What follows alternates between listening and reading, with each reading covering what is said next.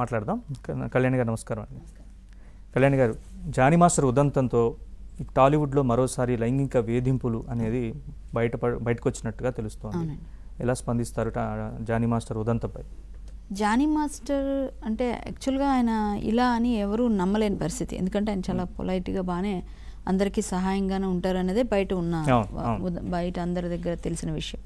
అలాగే మొన్న కలకత్తా డాక్టర్ విషయంలో కూడా మేము క్యాండిల్ ర్యాలీ చేసినప్పుడు, అంటే మొత్తం ఫిల్మ్ ఇండస్ట్రీ అంతా కలిపి, అప్పుడు డాన్స్ మాస్టర్స్ తరపున ఆయన అసోసియేషన్ ప్రెసిడెంట్ కాబట్టి ఆయనే వచ్చారు. ఆయన యానీ మాస్టర్ వీళ్ళంతా వచ్చారు. ఫస్ట్ ఆయన కూడా ర్యాలీ క్యాండిల్ పట్టుకొని.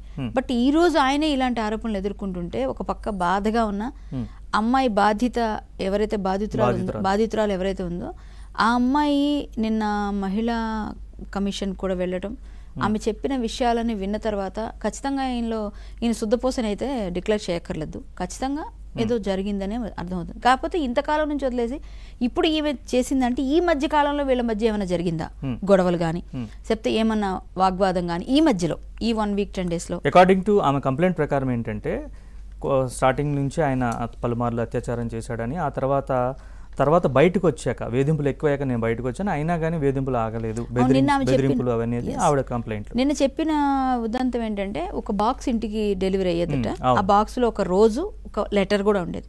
ఆ లెటర్ లో బెదిరింపు లేఖ అనమాట. అది నువ్వు కానీ నాతో పెళ్లి చేసుకున్నావు లేదా నాతో సహజీవనం చేస్తావు, నాతో పెళ్లి చేసుకోమని కూడా అది లవ్ జిహాద్ కింద పరిగణిస్తారు. ఎందుకంటే ముందు ఆమె కూడా సుమలత గారు కూడా హిందూ, సో ఆమెను కూడా మత మార్పిడి చేసి ఆయన పెళ్లి చేసుకున్నారు.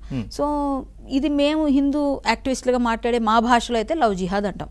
సో జిహాద్ అంటే వాళ్ళకు ఒక ఎజెండా ఉంటుంది, ముస్లిం అని అట్లా అని ఏదో అంటారు. సరే, అది ఏమైనా హిందువులు అమ్మాయిని పెళ్లి అంటే ముస్లిం అమ్మాయి హిందూ, అది లవ్ జిహాద్ అనే యాంగిల్ తీవ్రవాదులు అట్లా చూస్తున్నారా? లేకపోతే ఇక్కడ కూడా జానీ మాస్టర్ విషయంలో కూడా జానీ మాస్టర్ అమ్మాయిని చంపేస్తారు అంటే జిహాద్ అనగానే చంపేస్తారు అన్నట్టుగా మీరు తీసుకుంటారు, కానీ అది కాదు.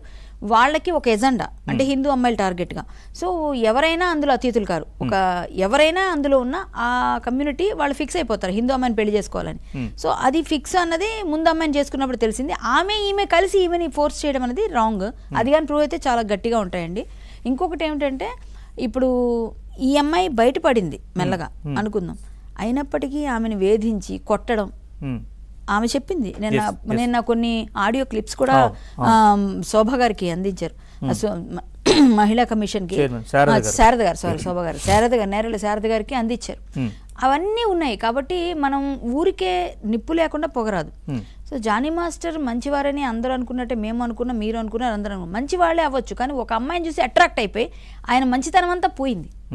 సో అది ఆ టైంలో